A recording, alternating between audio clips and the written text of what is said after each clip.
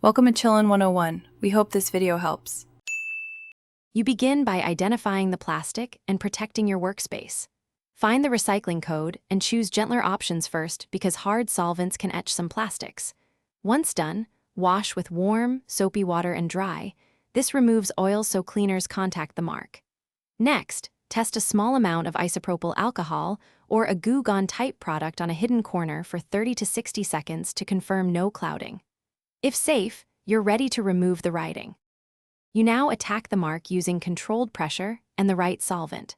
Start by rubbing isopropyl alcohol with a microfiber cloth in slow, circular motions because this lifts many inks without damaging finish.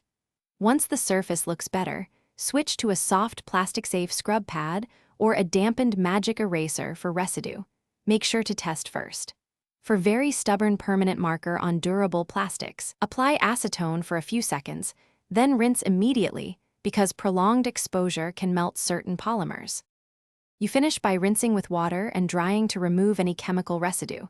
Then apply a tiny amount of plastic polish or wax to restore sheen and protect the area.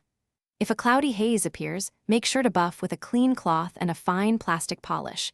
This removes microabrasions.